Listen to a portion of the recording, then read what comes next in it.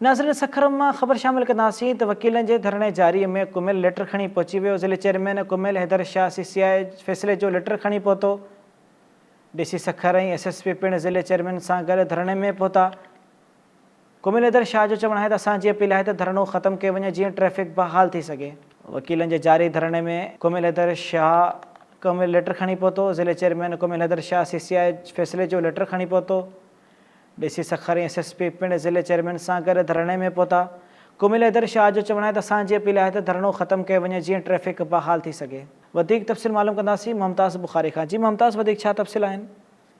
जी बिल्कुल, सरकार पारां बाज़ाब्ता तौर ते पंहिंजी हिकिड़ी टीम मोकिली वई आहे वकीलनि ॾांहुं, जेको पाण कुझु वक़्तु अॻु में ख़बर ब्रेक कई हुयूं त सरकार पारां वकीलनि सां बाज़ाब्ता तौर ते राब्तो कयो वियो आहे ऐं उन बाज़ाब्ता तौर राब्ते खां पोइ हाणे हिकिड़ी टीम पहुती आहे जेको ज़िले चेयरमैन सखर आहे कुमिल हैदर शाह, जेको सूबाई वज़ीर नासिर हुसैन शाह जो पुटु आहे, उहो डिप्टी कमिश्नर सखर ऐं SSP सखर सां पहुतो आहे ऐं उन पहिरियां ई हू जिते आमिर जी रहाइश हुई उते पहुतो, पर उते हुनखे काफ़ी रुकावट जो मुंहुं ॾिसणो पियो, छो त काफ़ी माण्हुनि नारेबाज़ी तइ कई ऐं इन जे करे कुझु देरि उते बीहण खां पोइ हाणे हू जाफ़र शाह जी जेकी ओताक़ आहे जिते हिन वक़्तु लाइस कमेटी जो इजलास हलंदड़ आहे उते हू पहुची वियो आहे। पर फ़िलहाल हुनखे ॿिए हंधि विहारियो वियो आहे, छो त वकीलनि जी गॾिजाणी हलंदड़ आहे। उन्हनि चयो आहे जेसिताईं असांजी गॾिजाणी ख़तमु न थींदी तेसिताईं असां कंहिंसां नथा मिली सघूं। इन करे वकीलनि जी बि गॾिजाणी हलंदड़ आहे ऐं सरकार पारां सिंध सरकार पारां पहुतल जेको ज़िले चेयरमैन सखर आहे नासिर हुसैन शाह जो पुटु कुमिल हैदर, उहो बि उते पहुची वियो आहे। जंहिं उते मीडिया सां जेकी मुख़्तसर ॻाल्हि ॿोल कई, हुन चयो त असां चाहियूं था त हाणे जीअं त वकीलनि जा मुतालबा पूरा थी चुका आहिनि ऐं ॿियो जेको मुतालबो आहे कारपोरेट फार्मिंग जो, उन हवाले सां बि हुन चयो त उहो बि असां सिंध सरकार उहो मुतालबो बि पूरो कंदी।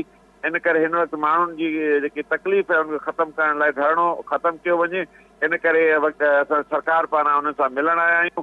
हाणे बाज़ाब्ता तौर ते मुलाक़ात हुननि जी केॾी महिल थिए थी, इहो अञा हुनखे इंतज़ार लाइ विहारियो वियो आहे, छो त हिन वक़्तु लाइस कमेटी जी मीटिंग हलंदड़ आहे जंहिंमें हुननि खे फ़ैसिलो करिणो आहे त हू ॿिए मुतालबे लाइ हिते अञा ताईं वेही रहंदा या उहो CM हाउस ॾे धरणे खे खणी वेंदा। सो इन करे फ़िलहाल ताईं इहो आहे त सरकारी टीम बाज़ाब्ता तौर ते वकीलनि वटि पहुची वई आहे। जी ठीकु आहे मुमताज़ बुखारी, अपडेट्स लाइ अवां जी महिरबानी। सखर में वकीलनि जे जारी धरणे में कुमिल हैदर शाह लेटर खणी पहुची वियो। बाकायदा नोटिफिकेशन लेके आप आए?